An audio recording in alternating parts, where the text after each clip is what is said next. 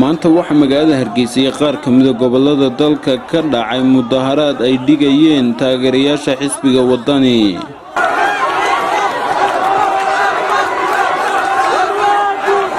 waanu ka xunnahay kana mana raalinin qaar kamid ah dhalinyarada iyo haldoorka gobolka Gabiley oo maanta warbaahinta kula hadlayay gudaha magaalada Gabiley ayaa waxa ay taageereen xisbiga wadani iyo mudaharaadada uu iclaamiyay waxaana dadweynaha gobolka Gabiley iyo taageerayaasha xisbiga ee gobolka Gabiley ay ugu baaqeen in maalinka bariya ay isugu soo baxaan mudaharaad ay ku taageerayaan xisbiga wadani waxayna wax laga xumaado ku tilmaameen waa sida ay hadalka u dhigeen in gobolka Gabiley uu xidhnaado xisbiga kulmiye iyo taageerida xukuumadda sidoo kale waxay madaxweynaha Soomaaliland sheegeen inaanay u aqoonsanayn reer Gabiley kuna taageersanayn raalina ka ahayn sida uu la dhaqmayo xisbiyada mucaaridka ah waxana yiraahdeen waxaanu aad u dhaleecaynaa oo aad iyo aad uga xunnahay xariga loo geystay ee tacadiga ay afayeenka xisbiga iyo xogayiga guud ee xisbiga waanu ka xunnahay kana mana raalinin madaxweynaha jamhuuriyadda Soomaaliland iyo wasiirkiisa arrimaha gudaha iyo laamaha dawliga waxaanu leenahay waar ka daaya shacabka rasaasta la dhacaysan waxaad qaadeen jidkii guul darrada mar haddaad idinku 2 sano joogo rasaas bilowdeen madaxweyne Muuse Biixina waxaan leeyahay madaxweyne maanta yaad isku haleynaysaa walla bilay inaanad Gabiley ku metelin aanay kugula socon rasaasta dadka Hargeysa iyo Berbera iyo Burco la dhacayo iyo xarigyada kugulama socoto maanta aanu ku oranaynaa ma tiid reer Gabiley mar haddaad wixii dhaqan iyo ixtiraam reer Gabiley lagu yaqaanay aad maanta dumisay ma tiid reer Gabiley mana noqon doontid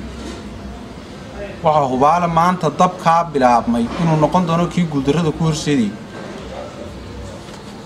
dadka Gabiley ku nool waxaan leeyahay iyo deegaanadeeda imtixaan bay nagu socday imtixaan musnaantu waa ka raali ahaansho wixii tacadi iyo isku dil umada lagu sameeyo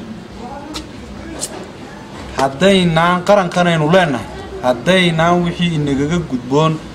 ee inaga qabta aydan ka oran taariikhda idin qori doonta inaad haydeen kuwii dulmiga ka raalida ahaa kuna faraxsanaa maanta markaad Gabiley dhex marto 2 qof ma wada hadlayaan ismana weydiinayaan wax wadankii caasimadii ka dhacay war aynu dad noqono oo aynu xaq u heelino oo aynu xaq darrada diidno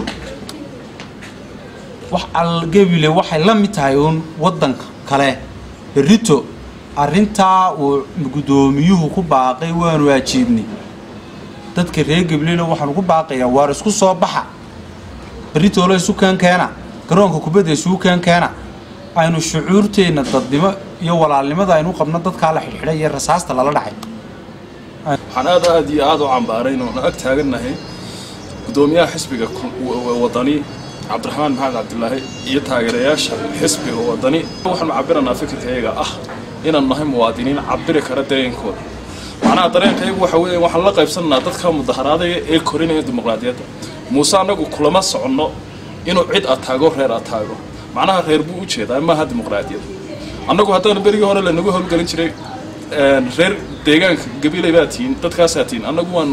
baraarugnay kulamana soconno hadduu kalidii dagaalamay dagaalamo Muuse laakiin inuu reer u jeedo ma nihin macnaheedu lama socono anagu haddaan reerkiisinahay nin waala lama qaban karano markaa Muuse waana naga madax banaantahay inuu Muuse kalidii socdo haddaad iska celinaysaan idinka jirtaa sidaad ugu jawaabaysaa aniga oo Ibraahim ugu horeynayo si kastaba ahaatee jawiga magaalada Gabiley ayaa maanta ahaa mid degan lagana dareemayn mudaharaadyo iyo rabshado midna waxaanay dhalinyaradani maanta warbaahinta kula hadlay magaalada Gabiley bulshada magaalada Gabiley iyo taageerayaasha xisbiga wadaniba ugu baaqeen inay maalinka bariya isugu soo baxaan mudaharaad ay ku taageerayaan xisbiga wadani